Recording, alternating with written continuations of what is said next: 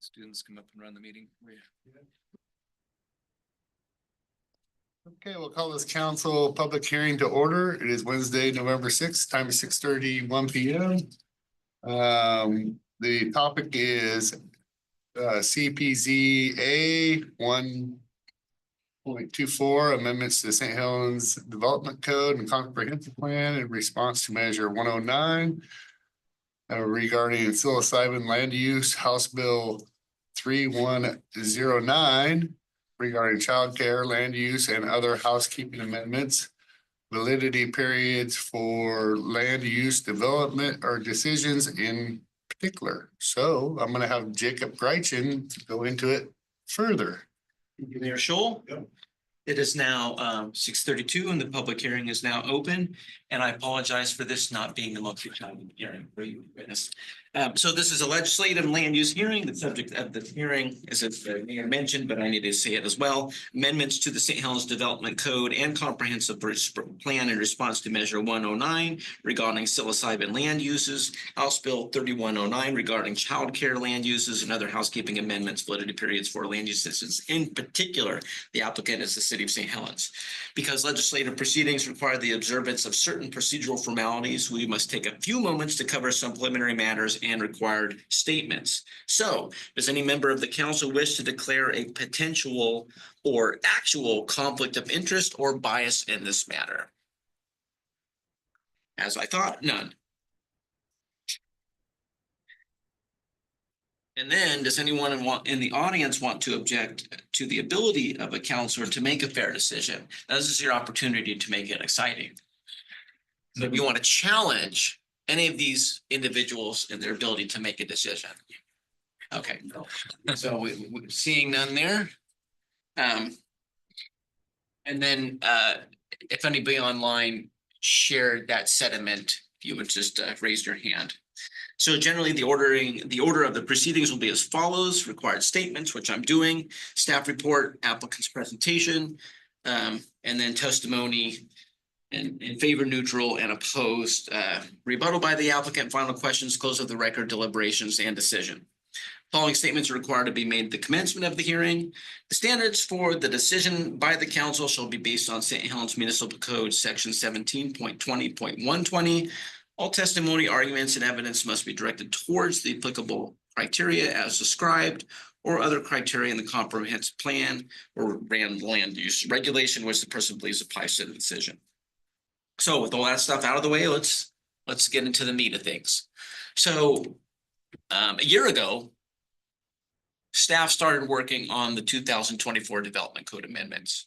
We started talking to y'all about that in December with our joint meeting with the Planning Commission and City Council. And since then, we've been chopping away at it. And we ended up dividing it into two different files.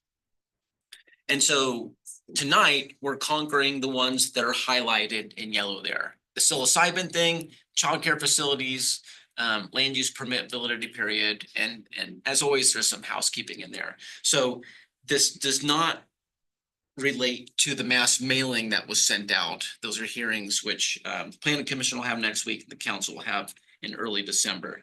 This amends 18 chapters of our code, so it covers a whole lot of stuff. And the Planning Commission reviewed this back in August. There wasn't really any controversy, and they had a unanimous recommendation. So let's talk about what we're looking at in detail. So first of all, the psilocybin. So Measure 109 from 2020, that legalized psilocybin for mental health purposes and is allowed by state law. The city imposed a 2-year moratorium to give us time to kind of figure stuff out. That 2-year moratorium ends at the end of this year. And that was one of the reasons why we wanted to start talking about this a year ago, to have time to go through all this fun stuff that we get to do. So we have some pictures of magic mushrooms.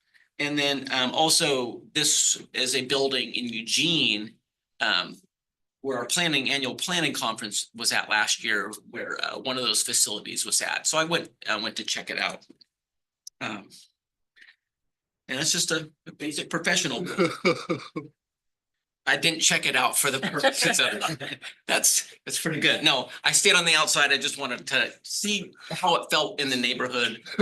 You really wanted to go and check up. I'm just gonna have to pass. So we originally talked about that in December with the planning commission. And kind of what we talked about then was to make it a conditional use in most of our commercial and mixed use zoning districts, but not in the riverfront district. That was one of the things that we got from that discussion is not down here. And then, so in the psilocybin rule world, there are the facilities where people partake of the substance in a monitored setting. And then there's other uses like manufacturing. And the other thing that we have included in our proposal is that manufacturing and the psilocybin centers cannot be combined. The advantage of the conditional use permit is it allows the planning commission to review these kind of proposals on a case-by-case basis to observe what kind of time, place, and manner restrictions there should be, if any. So that's one of the things that we're conquering. Nothing has really changed since those discussions, and the planning commission has about it quite a bit. So the next thing is childcare. So House Bill 3109 from 2021. So why is this important? And one of the things you can think about childcare as is social infrastructure. We talk about infrastructure a lot and the importance of that facilitating how we live, how society lives. You know, sewer lines, make sure the sewer goes in the right place. Water lines, make sure we have water for a variety of purposes. But when we think about social infrastructure, I think that's equally important because a city is only as good as its next generation. And when we look at this graph here, we see that the first year of a child is a very critical year for initial learning. And childcare, adequate childcare can be directly related to that. If there's a good childcare setting to enable this learning, it just sets that individual up for success later in life. So that's why it's important. And we don't talk about childcare and land use too much. So if we go to the next slide. So this slide shows childcare deserts, basically where childcare is not as available as it could be. And with the exception of one county, there's either what the state considered a desert or severe desert. Now, the one county, Gilliam County, is really interesting. You know, it's closer to the gorge. It has a population of like 2,000 people. But what they did is they took their revenue from the wind energy, the windmills over there, and incorporated that to childcare for that county. So that's the one county where there is adequate childcare. Elsewhere throughout the state, there's not. So the state recognized, hey, there's a problem. And so the bill that we're reacting to is really a fruit of that labor and looking at some of the problems. So if we go to the next slide. So if you want to get into childcare, there's all kinds of things you have to worry about. And a lot of times, you know, people who are interested in this kind of thing, they're not developers. And so all this stuff is this strange world. Now, we are not solving the entire problem. We are looking at the local land use and zoning aspect to make sure that is not an obstacle and to comply with state law, of course, as well. So if we go to the next slide. In the childcare world, there are basically two types. There is the type that is conducted from a typical dwelling, from a dwelling unit. And that has some restrictions up to 16 children. And then there is the more commercial type one, that's the childcare center, where you can have more people. And that's important because these are the land use categories that were put into our development code for zoning purposes. So if we go to the next slide. Now, one of the things that the state did is they looked at a lot of codes throughout the state. And interestingly, you know, a paltry 57% indicated that in the case of the childcare home, they treated it as a permitted use. Now, that's really important because for many years, it's been on the books that you have to treat a childcare home similarly as if it was a dwelling. So you can't pick on it because it has childcare. If you don't require a special permit for a single family dwelling, which we don't, then you can't for a childcare, a family childcare home. So that's been on the books for a long time. Now, our code has been somewhat imperfect, but it's something I've known for most of my 23-year career doing this. But this bill that came out that we're talking about, it upped the ante in that it said, okay, we're taking this other category, the commercial type, the childcare center, and those need to be allowed in your commercial and your light industrial zoning district. And so this gave us an opportunity to go through our code and make sure it's properly aligned with what the state statute is saying.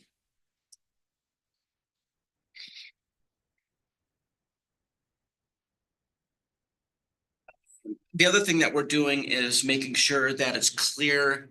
There's no special land use permitting for the childcare home or home occupation. And that's just a business run out of a home. Now, the next slide, this is just the zoning map for reference, since I just talked about some different zones. Basically, the commercial zones are red and pink. The mixed use zones, which is a mix of residential and commercial, basically are green, light green, dark green, and purple. And then the industrial zones are gray and light gray. So the childcare center only applies to the light gray. So that's the childcare stuff. So the other thing that we talked about doing is re-examining our validity periods. So what am I talking about? Validity periods. So if you get a land use permit, it's good for so long. And if you don't do anything, that approval just evaporates. And last December, we went to one of our annual legal issues for planners workshop, and they talked about validity periods. And so Jenny and myself were like, God, you know, maybe we should relook at this as part of our code just to make sure our validity periods are not completely out of whack. And when we looked at them and compared them with some other cities, and the comparison is not in the slide, but it is in your packets. We saw that the total time that we're allowing is a little bit more than other places, but we looked at it and there was just some inconsistencies. And so we felt like we could clean it up and make it more consistent. And one good example of that is for subdivisions. If you compare subdivisions and planned developments, they were kind of different. For example, a planned development could have only one time extension, whereas a subdivision could have two. And for I think all of our planned developments in the history of St. Helens have been subdivisions. So why should they be different? So that just gave us an opportunity to clean those up. And that hasn't really been controversial. So this next slide, I mentioned planned developments, and so we implement the planned development overlay flexibility in code with a overlay zone. And the overlay zone, based on current law, doesn't expire. And the overlay zone sits there once it's adopted for someone to utilize in a development proposal. For example, it could allow flexibility in a subdivision where you can be flexible on lot dimension and lot size and achieve a potential higher density than if you were restricted to those more rigid standards. Now, what we did when looking at these overlay zones is our code says that the overlay zone doesn't expire. And usually that's not a big deal because the overlay zone's adopted, the development is built, and everybody lives happily ever after. But there's 5 of these that haven't been used. And this map, it's kind of hard to read here, but the white shaded areas are those plan development overlays that have been adopted and utilized. And then the yellow ones are the ones that haven't. 3 of those are kind of old. One from 2005, 2006, and 2007. We have a couple newer ones from 2022. And one of the main catalysts for us to look at this expiration of these was the Bluff property. The Bluff property that the city owns, and we're talking about selling, had the overlay zone, but it didn't match the current boundaries of the property. So it was kind of messy. And as a planner, you know, I try to prevent messiness as much as I can, even though there's chaos everywhere. And it's always that challenge, right?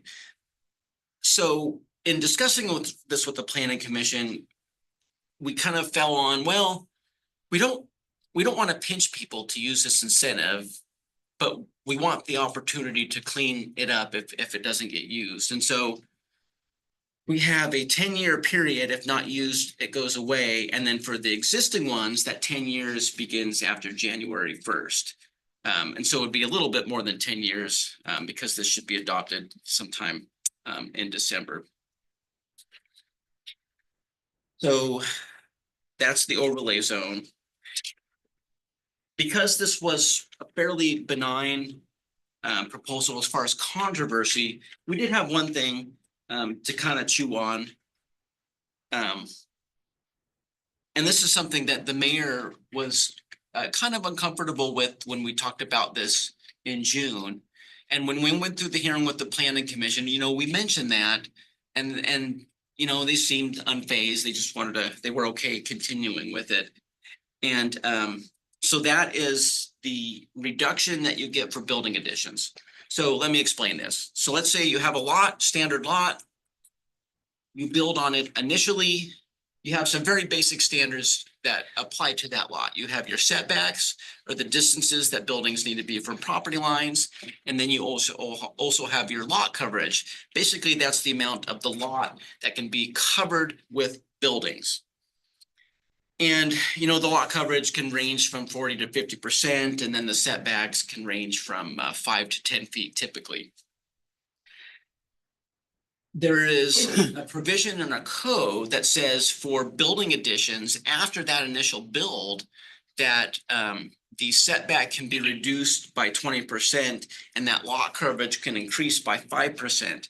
And the purpose of that was to provide flexibility over the life of the building. A building may have been built in 1980. In 1997, someone moves in and they want to do an addition. They weren't the original builder. Maybe they're the third owner.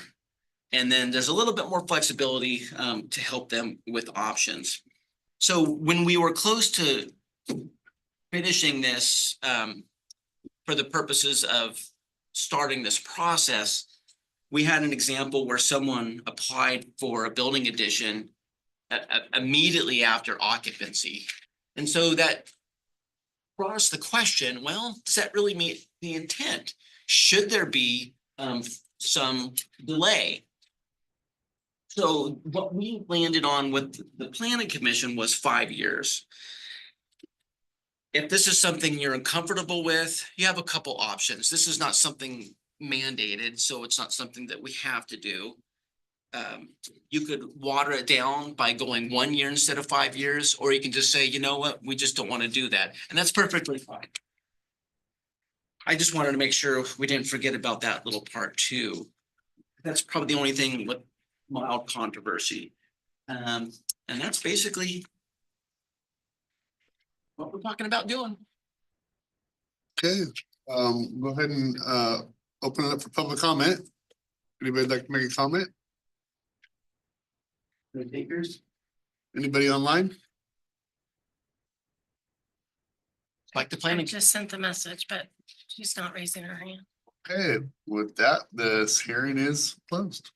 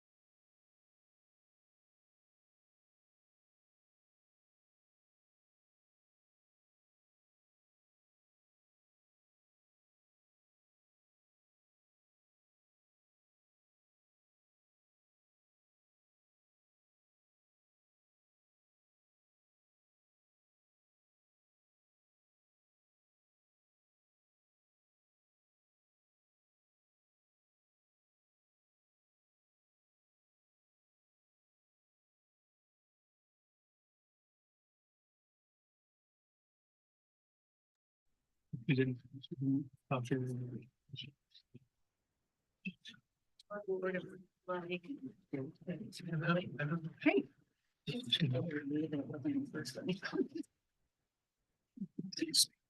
we'll call this council regular session to order. It's Wednesday, November 6th. The time is 7 PM. Please join me in the pledge of allegiance.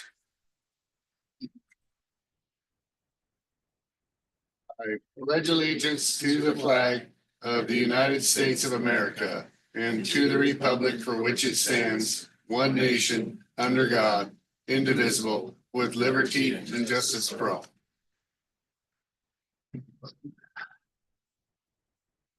Okay, we'll go ahead and open it up for visitor comments. If you'd like to come up and make a comment, please state your name for the record and keep it to 3 minutes or less. It's almost his bedtime, so I'm gonna go first. This is Nick Helmick, City of St. Helens.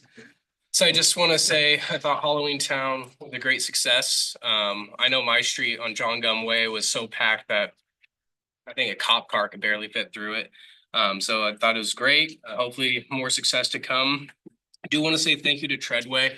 So I'm a veteran, served in the Navy, was medically discharged, and there's this app called VetTix where you can get free tickets to events, and Treadway donated, I think, about 1,600 tickets so veterans could access the events to Halloween Town. So I thought that was very generous and nice of Treadway LLC. Because of the traffic, we had a bunch of people parking in front of the fire hydrant and stop sign in front of my house. So I was just wondering if there's a possibility that either I or possible city utilities could paint the curb in front of the fire hydrant. Last thing I want to see happen is a fire truck can't get to the fire hydrant, my house burns down even more. So just a thought, throw that out there. I'm also here because CCMH is having our annual Thanksgiving party. It is on the 21st at the Moose Lodge. So if people want to RSVP for clients, it's going to be, I believe, 11 o'clock to 3 o'clock. It's on our website, ccmh1.com. Is that right? So I believe that's the website. I haven't memorized it yet. it is on the website. Yes, okay. I'll be volunteering there all day. I work in the residential field at CCMH, so we'll be cooking 30 turkeys in a week, day and night, 3 turkeys a day for all 3 facilities. So be a lot of effort, a lot of fun. St. Helens High School is actually also going to be cooking the side. So I see some St. Helens High School kiddos here. So thank you for doing that. Do appreciate it. This election season has been quite, I don't know the word enamorous is right, or pretty chaotic. So I do want to hopefully, after we move on, have a nice pass along of power. I may not agree with the results, but I do agree with the system and the way things work. So I just ask for calm and unity and maturity from everyone involved within this next process that we're going to be seeing. There's going to be a lot of change. A lot of things are going to be different.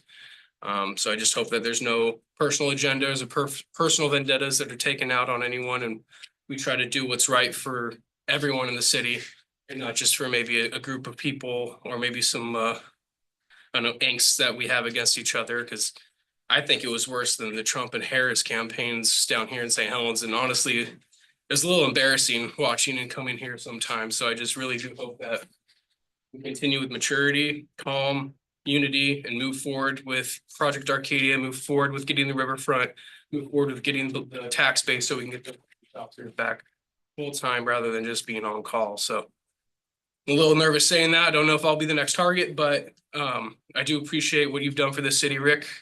I do think that people are going to see maybe the grass isn't always greener on the other side. And hopefully we'll see you in 2 years. So, thank you so much. Thank you, Nick. Thanks, Nick. Anybody just, Yep. First come, first serve. Just state your name for the record. hi, my name's Cindy Abbott. And just to make sure that I understand the agenda correctly, I was told that today's the day you're going to vote on a permit for allowing my neighbor actually to have a lot of poultry in her backyard. Is that number Probably be an animal. the one that says animal facility, even though that doesn't really apply in this case? Okay. All right, I'm just checking because I'm here to speak about that. So I live on 235 North First Street. My neighbor over a year ago got 6 chickens. As you guys know, 3 are allowed. She got 6. I didn't say anything about it. We just decided to sort of put up with it as, you know, neighbors and not complain. I have 3 chickens of my own. And everything was friendly for a while. And then as time went on, it became clear that she was sort of not really working with me. I would you know, when there was noise or whatever, she would just say, oh, okay, sorry about that, but it was friendly. Then she added 3 ducks. And then those ducks got killed. She went out and got more ducks. And then she got a goose. So for over a year, I've had a goose in my, she's not my exact backyard neighbor, but one over. And for over a year, that thing has been screaming, and gooses can, I looked it up, scream at 100 decibels. I don't know if you guys have ever heard it. I have a recording right here. I'll just give you a example, and there's a reason I have these recordings. It's not because it's what I do with my time, but it's what I'll explain in a minute. But this is from my bedroom window. And this is just a random thing. I happened to catch it, but every day I looked, one day I did all the recordings I could and I got 27 just when the phone was near me. The problem is not that it does it during the day, but that goes on all night. So I've had 2 friends now say they're not coming back to my house anymore because they've been woken up at 1, 2, 3, 4, 5 in the morning. I myself had a period of like a month of insomnia from it until I just started putting earplugs in and shutting my windows, which I shouldn't have to do in my own house. But anyway, so I was going to work it out with her. We were texting back and forth until she accidentally sent me a text meant for someone else, called me a psycho. When I realized I couldn't work with her anymore, I decided to call code enforcement to allow the city to solve it, since clear she seemed to be a little unbalanced. And when they came up at her house, came to her house, she said she wasn't aware of the rule, which isn't true. And also that, so then the officer Medina offered her a petition for an application for a permit. I'm not sure why there would be an exception to this rule. There's a reason we don't allow roosters. There's a reason you don't allow tigers or donkeys or a child with an air horn in your backyard all different times during the night. But that is the same problem. The reason why you should not give it to her is not just because of the noise. It's because of the waste, because geese can carry E. coli, salmonella, cryptosporidium, listeria, parasites, toxoplasmosis, etc. And their lot is often flooded, so that's going into the water table and the wildlife are drinking it. So I don't know how strict you are, but about the time, but I just have one more thing to add. This neighbor has started, it's yelling obscenities at me across the yard in front of my 84-year-old grandmother. She called me the B word. I can't even tell you. She's F you when I walk by. So this is my last attempt to try to have my side known, but also let it be known that I believe in working things out reasonably, but she doesn't seem to be able to do so. And I don't think it's setting a good precedent to start making exceptions for in this case. What is the name of what reason would it be that she would be given? What is the application for? I don't understand, like animal facility, because it's a male goose, it doesn't lay eggs. It's, Anytime you have over a certain set amount of you animals. just have to call it a get an animal facility. Facility Okay. license, yeah. She's on a standard city lot, so this isn't like a farm. Goose doesn't. So that's what I have to say, so. Thank you.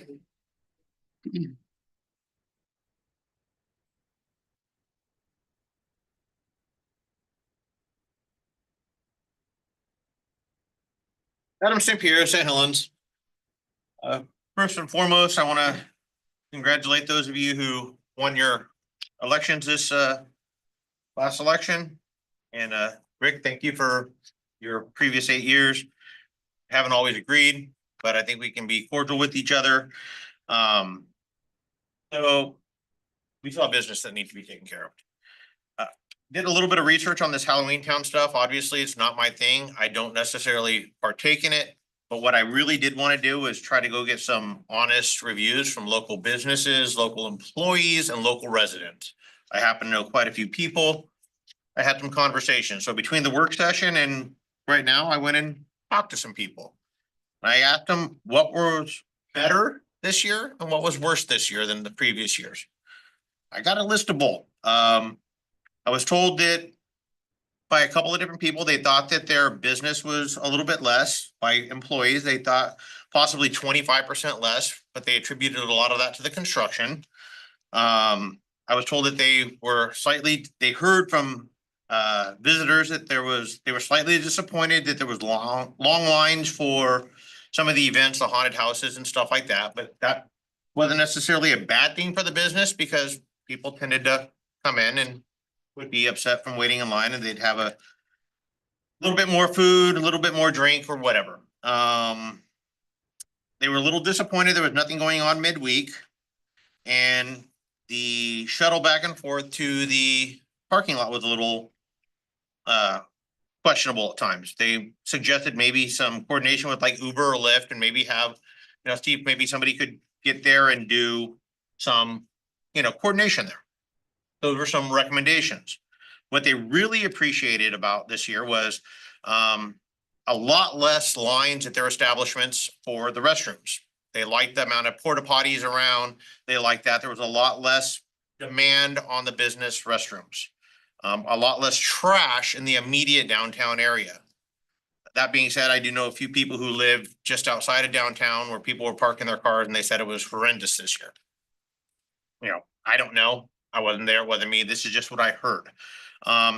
They felt really, businesses felt that there was a lot more monitoring of the alcohol and the consumption from people attending the event. There weren't nearly as many people that were as highly intoxicated trying to come into the businesses and partake. That was a positive that they saw. Parking for the workers, they were really satisfied that they actually provided worker parking.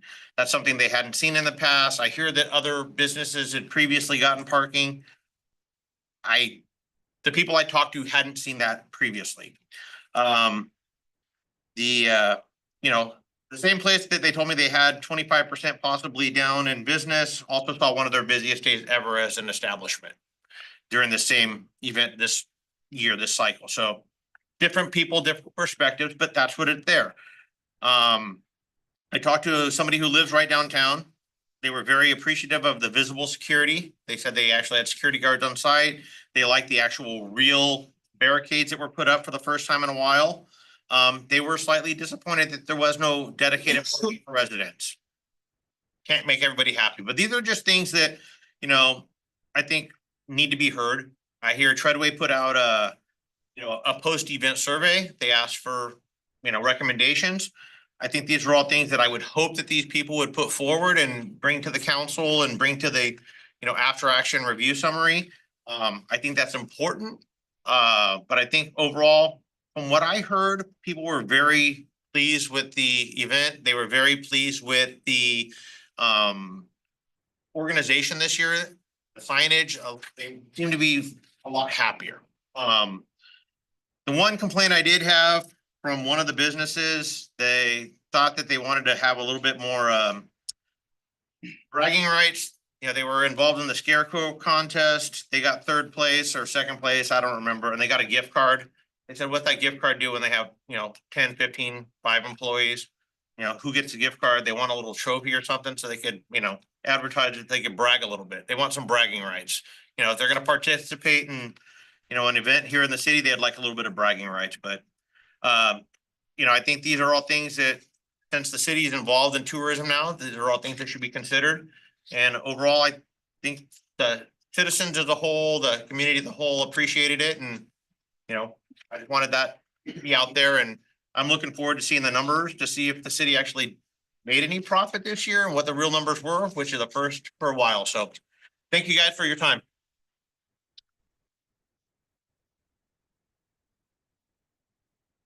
All right, who's next?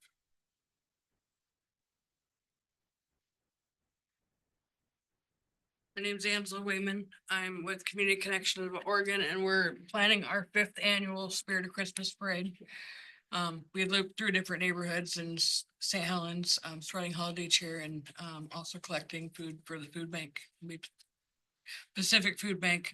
It costs us $100 to do the event, and we're here asking you guys to waive that fee. Yeah, we're gonna definitely talk about it at the end of our on our other business later in the session, for sure. Thank you.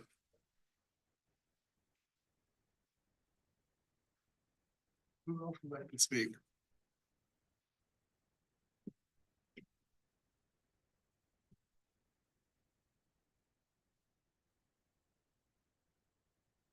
Maybe Brian, I think it's ironic that Adam thinks that he should talk for the businesses when he doesn't have a business.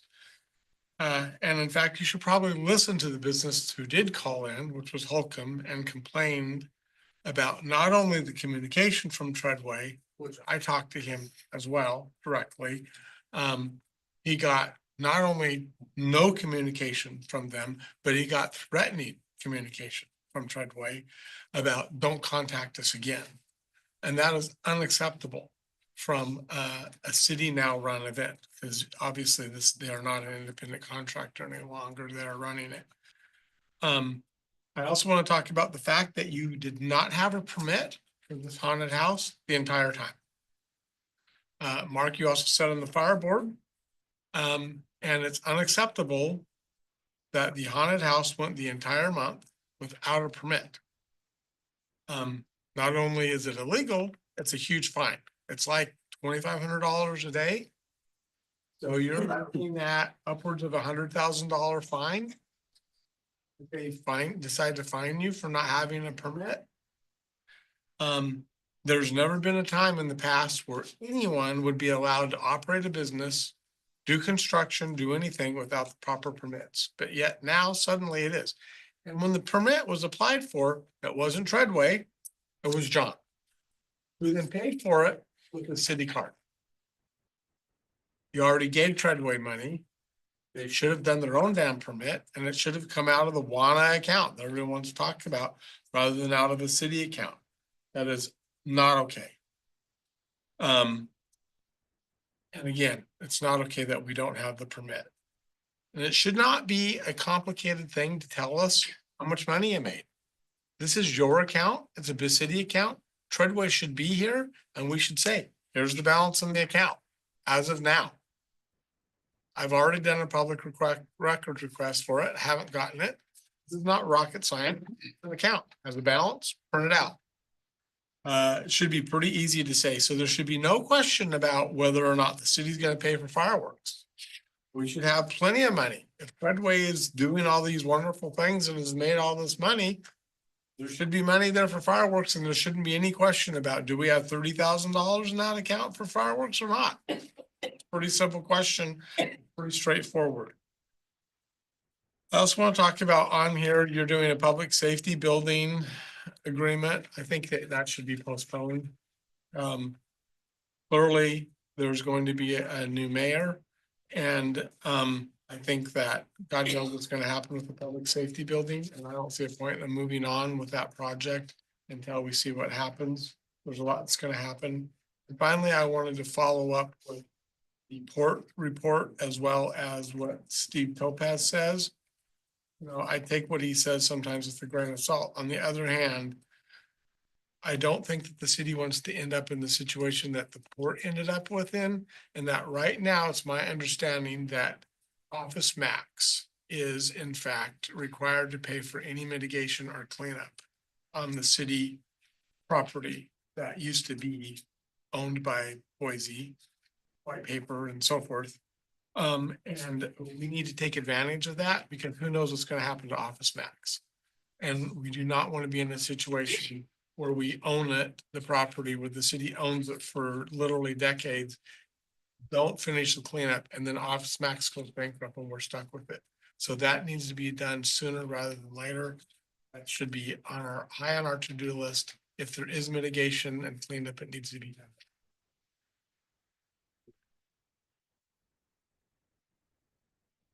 Who else would like to speak? Anybody? Anybody? You sure? How's your 3 minutes of fame? We got anybody on Zoom? Okay. All right, deliberations on the CPZA 1.24 amendment to the State Helens Development Code and Comprehensive Plan in response to Measure 109 regarding psilocybin land use. House Bill 3109 regarding childcare land use and other housekeeping amendments, validity to periods for land use decisions in particular. It was pretty well covered with Jacob earlier. Any comments on it? These all mandated by the state of Oregon. Not entirely. The psilocybin stuff is a reaction to it. And we don't have to have our own land use regulations for the psilocybin service centers.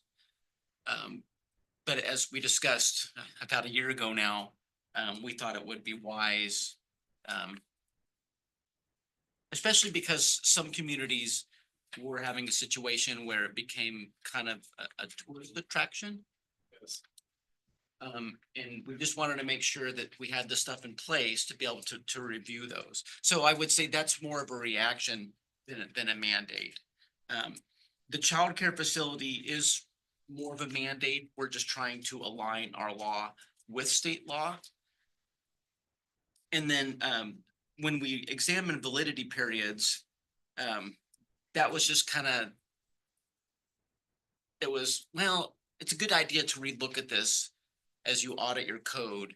And that was based on both the planners going to a workshop where some other planners were talking about re-examining that and just making sure it's right.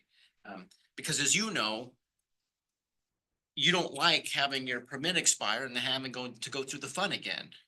And so we wanted to make sure that it made sense. So that's really, I would say, a best practice of auditing our code. So it's kind of a mix of both. And then the final thing that we talked about, the leniency for certain land use regulations, setbacks and lot coverage for building additions following initial construction. That was just us reacting to that one circumstance where someone applied for that permit immediately after initial occupancy and went, well, should we have a delay for that? So it's a little bit of a mix. My comment on the allowing the single room occupancy. And that's not tonight's hearing. That's next month's hearing. Well, I'm way ahead of my. Yeah, yes, and all that is mandated from the state. You are absolutely correct on Yeah, that. that'll be a little more exciting hearing. Yes. Get my teeth in that one. Well, I see a lot of cities that had the, on the latest voting, they voted down the cypress-hill, what did they call it? The mushrooms. Mushrooms were all voted down in a lot of other cities. So I didn't know where we are and Yeah, and I didn't dig too much into the history of how we got there. We had the moratorium, Yep. and it seems like if we voted it down, we would have already crossed that road. I'd have to, I mean, if you want a solid answer to that, I'd have to. you pretty much explained it that we can't do everything in the river district is not allowed, but it is another zoning, Yeah. your plan. So we had that 2-year moratorium so we could figure out how we wanted to allow those in our city. So what we did is, okay, in our commercial and mixed use zoning districts, we can allow them conditionally. That means if someone wanted to establish that kind of use, it would require a conditional use permit, allowing the planning commission to review that proposal and really to make sure it makes sense based on the unique characteristics of that particular site. So we imposed that, we're proposing to impose that safeguard essentially, if we even have someone who wants to do that in our community. Yeah, it's been a while since we covered this on our joint. Yeah, I was city just trying to council. look back. Yeah, it's been a year. Yeah. The comment of the tourism thing is like, do we want to, for tourism? I don't, Remember they were flying into like Eugene or Bend or something like. They're coming in from out of state and spending thousands of dollars. Yeah. Thousands of dollars. And it may have been if it passed at a certain margin, we could have prohibited it, or maybe I'm confusing the marijuana laws. But I really feel like if we had that opportunity just to say no, that would have been something we covered already. I think it came to us more of a mandate of which way you want to go. We're still gonna, we had to make a decision on where it would go. It's not like we had a yes or a no on the actual. Yes, correct me if I'm wrong, but if they apply for a conditional use permit, we can't deny that permit, correct? I mean, it would go to the planning commission or whatever, however they're going to to operate that business, and it would just be whether that's an appropriate placement for the business, correct? Well, I think denial would still be on the table. Depending on the location. Yeah. You'd ask for public comment at that. Absolutely, just like any hearing. So for example, you know, if someone had a facility in a residential neighborhood and that facility incorporated geese calls. As we heard, geese can be very loud. That may be disrupting. And of course, that's an absurd example. But just, you know, oh, that's gonna create a nuisance for this particular neighborhood. So it could warrant denial. That's not common. Usually we find middle ground and, you know, oh, okay, well, have a buffer or something like that. Yeah, would somebody like to make a motion to, adopt the municipal code, all the, as read, what did it say?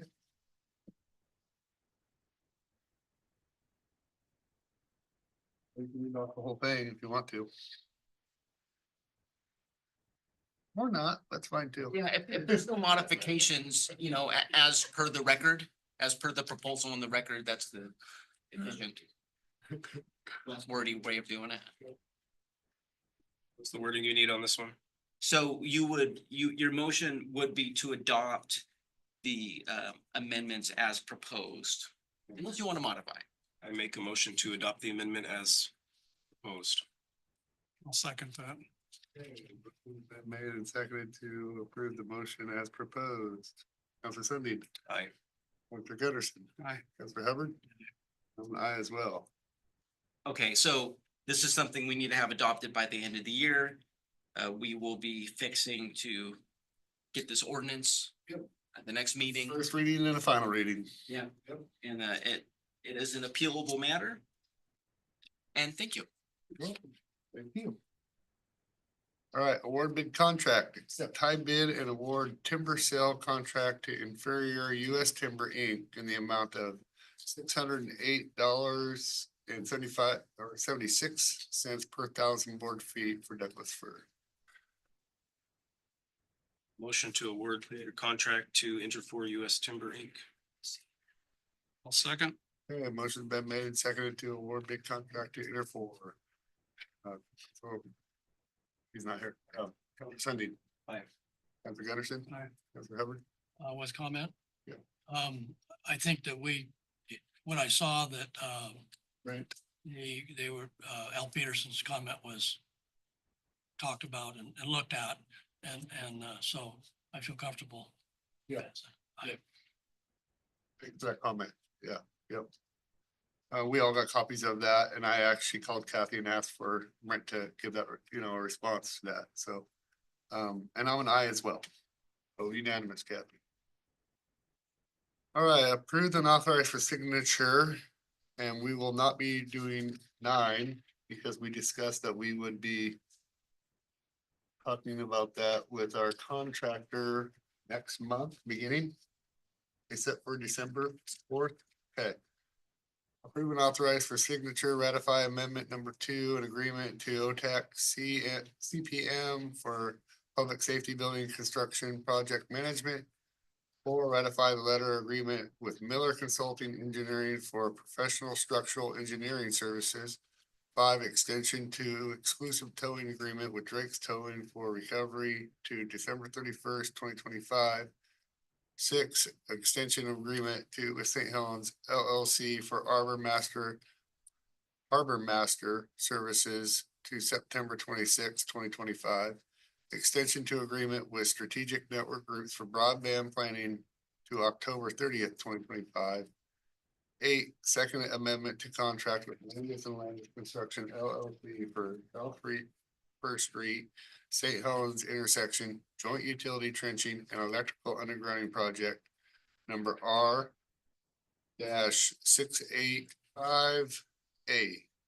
And skipping 9, 10, agreement with Oregon State Marine Board Maintenance Assistant Grant number 32325-027 to repair the short-term tie-up dock and replace missing debris deflection boom segment. And 11, wastewater sublease agreement with St. Helens Marina LLC for waterway lease number 42848-ML end of life. I will make a motion to approve. Discussion. on three. Yep, let's go ahead and get the motion. Can I get a second? I approve and authorize, I would make a motion to approve and authorize for signature line items 3, 4, 5, 6, 7, 8. And 11 as read. Okay. Second. Okay, a motion's been made and seconded, and we have some discussion. Yes. Item three, services for the public safety building, construction management. I am not in favor of spending $207,000 for investigation of that site on Gable Road that has been brought up. That should be another site. I don't think we have. I think it came up as another project site that we're just throwing money at, and we've already looked at putting the police station at the other center up there, and it didn't bode very well as far as location. So I'm not in favor of item three. Okay. So I would have to disagree that it's got multiple acres there, room for expansion, and with our UGB. It makes sense to have it there in between two schools. But so I don't know that really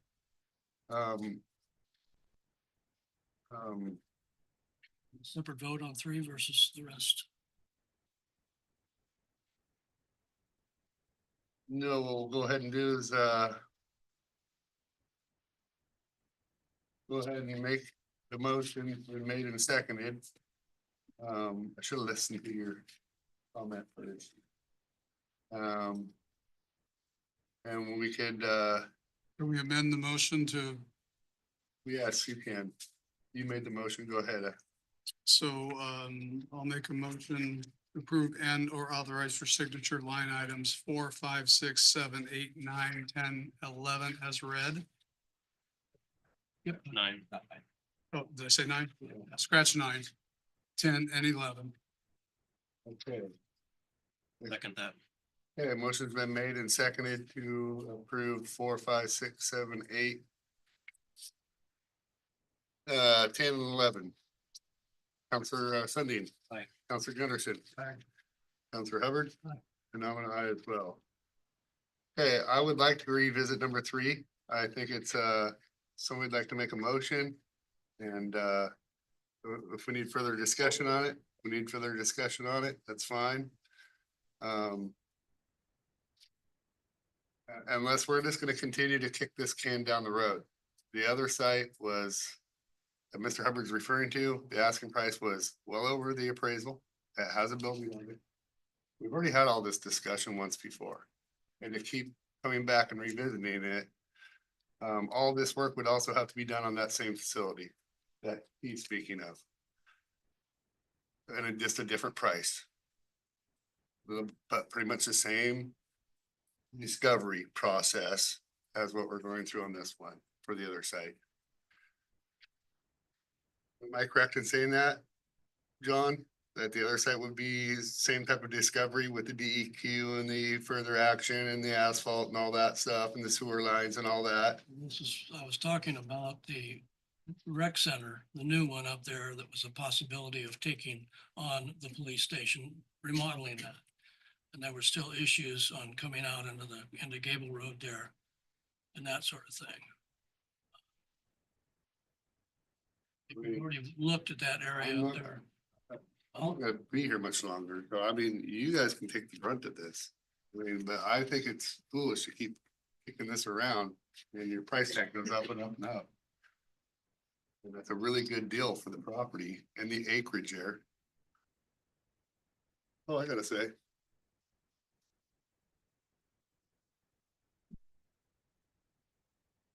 But I did bring it up and I am for the police station. Always have been. About police. Copy. Feel about the expenses on this. Okay, if I'm not gonna get a motion, I'm gonna move on because I'll make a motion to approve or authorize for signature amendment number 2 to the agreement with OTAC CPM. I'll second. okay, motion's been made and seconded to approve the amendment with agreement for OPEC CPM for public safety, and construction project management. Counselor Sundin. Aye. Counselor Gunderson. Aye. Counselor Hubbard, No, and I'm an aye as well. Okay, so now we're gonna bounce back to consent agenda for acceptance. 12 planning commission minutes dated September 11th, 2024. 13 library board minutes dated September 9th, 2024. 14 library minute or library board bylaws subcommittee meeting minutes dated September 9th, September 23rd, and October 8th, 2024. Well, you have a lot of meetings there, Suzanne.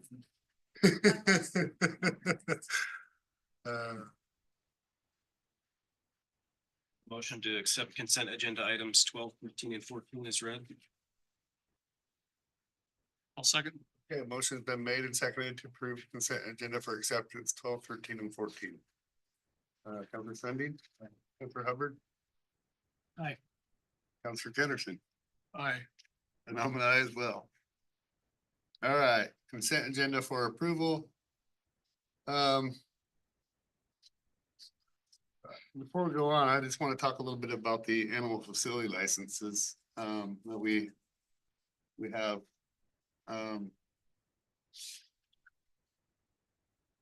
It did seem a little excess, you know, and I could tell that the neighbor was distressed, but it is allowed within our city. And a lot of people who have multiple dogs, I think it's 3 or more, or is it 4 or more? I think it's 3. It's a More than 3. More than 3. a litter of puppies. More than 3 have to come get animal facility licenses, and so it's not uncommon that we get these a lot. I feel for that neighbor. That goose was, I can hear it over here on that phone.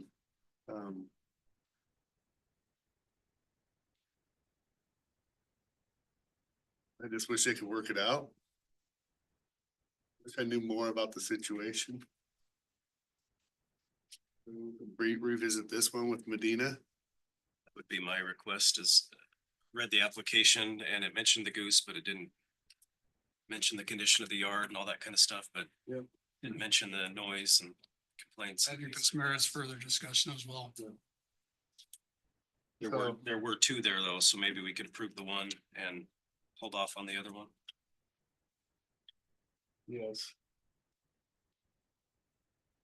Okay, so I'm gonna go ahead and read this as animal facility minus the goose. Okay. That gonna help you, Kathy? Or do you got you actually have? Is it, Lisa, is it Johnston? Yes. Okay. So animal facility license for Johnston would not be in there. Okay, what's the other one? We're gonna approve it. That's the one I want. The address was at Jacoby. Graham, Jared and Holly Strand. Tram, okay, so that's the one we're approving. Okay, consent agenda for approval. 15 city council minutes dated August 7th, August 21st, September 4th, and September 25th, 2024. Animal facility license, Stram only.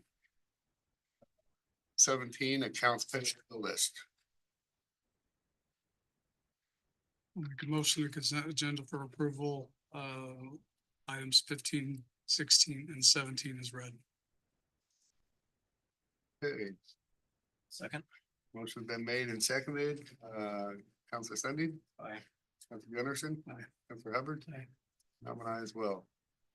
Okay, it's not a work session item. I don't think we had any, but I wrote down the 100 for the Christmas event down here. Been happening for 5 years now, and the $100 helps to go to the food bank, basically. It's a good cause, especially this time of year.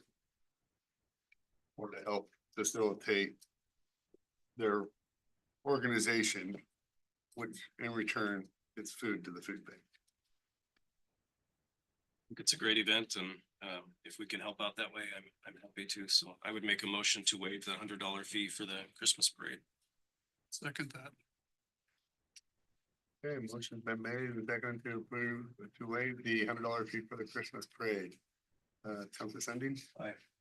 Counselor Gunderson? Aye. Counselor Hubbard? Aye. An aye as well. Okay, counselor reports. Go to Counselor Sundin first. Got a few things here. Welcome to all of our high school students. Want to give you all a warning that 20 years ago, I was sitting where you guys were sitting, so be careful. I never thought I would be up here, so. Also wanted to congratulate all of our length of service awards. Had the opportunity to interact with all of them at one time or another. Matt, Jeremy, Sharon, and Scott. Congratulate Matt on his retirement. You talk about guys like Matt and John Eggers that just retired recently. These were guys that were serving the community and protecting us when I was in high school. So it must always been around, and grateful to them for sticking around for so many years and protecting our community. So thank you. Trunk or treat was a great event. Lots of people despite the rain and the cold weather. Fun time hanging out with the police department and the library and our communications team and John. And then also, I don't want to say I'm happy to see Halloween Town go, but I was happy to see it go and get cleaned up and on to the next thing. But I think we definitely learned some things and there's room for improvement, and looking forward to seeing where that event goes in the future. But lots of happy people and lots of unhappy people. So I'm here to work out some of those kinks that happened. Attended the Makerspace open house. I think that's great to have that open again and available to the community, and look forward to seeing what Jana does with that space. Had a great time with our mayor and fellow councilors at the League of Oregon Cities Conference. Came away with lots of ideas and just feeling refreshed. And so looking forward to bringing some things to council in the next few months, just things that I think would be good for us. Parks and Trails Commission meeting is coming up next week. They are going to be talking about the Milton Creek Woodland Reserve that was mentioned today by the port. So if you're interested in that, please tune in. And the election's over. I'm glad to see that. And two, just want to thank all of those who threw their hat in the ring. Thank those who have served, those who will serve. And 8 years, I think, is a great accomplishment. Thank you for all that you've done, Rick. It's not easy throwing your name out there and putting your hat in the ring, and see that when you've got 15,000 people in the city and you've got 3 or 4 people that decide to run. So thank you for putting yourself out there, whether you won or not. Thank you for being willing to serve your community, and it is a big sacrifice, and it's appreciated. So keep that in mind, all of you, in 20 years when you don't have anything else to do. So I think that's all I got. Thanks, Brandon. Appreciate it. Counselor Gunderson. I don't have too much. I would also like to congratulate our award recipients. It always amazes me. I guess maybe not it amazes me, but the length of time that these folks have spent doing what they're doing and doing it well. So it makes me, I'm very proud of that. That people are able to stick with a job that long. A lot of people can't do it or won't do it or don't do it. As usual, I'm kind of behind because the planning commission is next week. So I'll have more to report at the next one. Other than that, that's about all I've got. And then, yeah, I'm glad the elections are over. Halloween Town, by everything that I've heard and people that I've talked to, was pretty successful given the short turnaround time. And I think that Treadway did a very, very good job of kind of making up that lost time in a short amount of time. And everything's all cleaned up, which usually is not an issue, is still an issue at this time. So I appreciate that. So I look forward to their report on December 4th, 6th, whatever that is. Yep. Meeting 4th, I believe. 4th. Yeah, I think it is 4th. Right. Okay, anything else? I think speaking to, the, people, the longevity of employment speaks well to management and everybody and the town that they work in. So, I think that's when you see years like 10, 15, 25, whatever, that speaks a lot to the city and they like to work here, obviously. For you, Mayor, good job. You've got, 4 under your belt that, terms and, you can look at the city and see what you got accomplished. And, so we'll look forward to what comes next and take it from there. So, good run and, yeah, we've got a lot to be proud of. So that, the, library is, got their makerspace up and running and I think everybody was there at the opening. And it's really exciting what she's pulling off. Jenna, and they do have that space that, CET is moving out of or has moved out of. And of course, the makerspace has now a loom that could be put in there and, fabrics and textiles to be taught, and makerspace would just flow right into that. But you want some money for your organization. My recommendation. So anyway, it's about the rental of the space and the city would come up with some rent for that. And I don't know how to approach that at this point in time. But I think it's something that we need to look at. They'll wait another month or something. We can formalize something. They're willing to negotiate. And for the space, and it can be, they want to keep a little section of it. But I think it's a natural for the makerspace to grow into that. They've got so much stuff going on that they could leave more out, so it's more accessible for the kids and you can't, when you get a young child excited about learning something, you've just started a fire in them.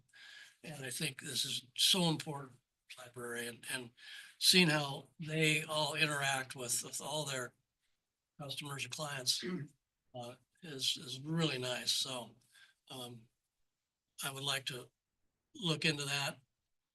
Mark and I will talk more about it, maybe some kind of thing that we come to the city and say if we could make this happen.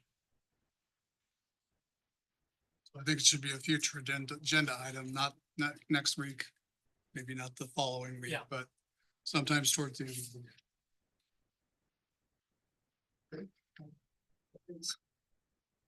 Okay, I want to go with this first because it was hinted to me, that Treadway has offered to reimburse homeowners on the 4th Street up to $100 for decoration supplies with receipts of purchases. And, so I think that was a really good idea. It came from Judy Thompson. It was to John and myself. You guys were CC'd in it too, so. I just wanted to give I think, want to thank Judy for all that she does too, because she's very thoughtful when it comes to that type of stuff.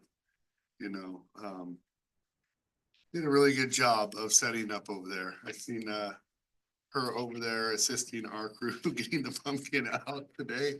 So, she volunteers a lot in our community, and that's what this community is about. It really is. That's why I chose to be mayor, is I just wanted to be available to the community. I've said this time and time again, the only reason I ran against Mayor Peterson is I felt that he wasn't quite available enough to the community. And that was the only reason. There was no other agenda other than that. And once you're a mayor, you're always a mayor. I just called him Mayor Peterson. So guess what? I'll always be Mayor Schultz. Nobody can take that away from me. It has been a good run. You know, I'm still gonna be around. I'm very active in this community and we still got 3 meetings and there's lots of stuff still to pass and do and but yeah, if I could look back, and we won't probably till the last meeting, but there's been a lot of things that have changed in St. Helens in the last 8 years, so and for the better, you know. we all look for. We don't do it for this or anything, we just do it because we're able to, and it's really, really a fun job. Congratulations to the winners. I hope that they can deliver what they promise they can. Read each and everybody's audio biography and what they're gonna promise, and we'll wish them all the luck. This council does run on a 3-5 vote though. So, and I'll continue to always watch. I mean, that's what people do, right? So, yeah, the League of Oregon Cities was excellent. It was good to have all you guys there. You know, and that's exactly what it is you get in there and you get revived because you all of a sudden go to something that has, they give us multiple topics, workshops, sometimes up to 4. And we can pick one that relates to our area. And then we gotta bring that back here and see how other cities did things and then bring it back here and ask the staff to implement it. And it makes a huge difference. So good to see all you kids here getting that extra credit. Yeah. So you ever want to get involved, come see somebody at your city or donate some time to your church or wherever, you know. That's one thing I know is it has been a heck of a ride, and anytime one door closes, another one opens. So you're never down and out. You're just on to another chapter. So yeah. I know I have more to report, but I didn't sleep a lot last night and I'm ready to go home. So I'm gonna adjourn this thing. Throw one more thing in there. Yeah. You guys all had the day off on Monday. I would encourage you to come to McCormick Park for the Veterans Day ceremony. 11:11. At 10 11. 10:50 be there because they start promptly at 11. So it's a good time, and it'd be nice to see younger people there. We got a beautiful memorial there. Have you guys been down there? Yeah, nice. Always great. Yes. Thanks for bringing that to everybody's attention. Almost forgot. Yeah. All right, with that, we're adjourned.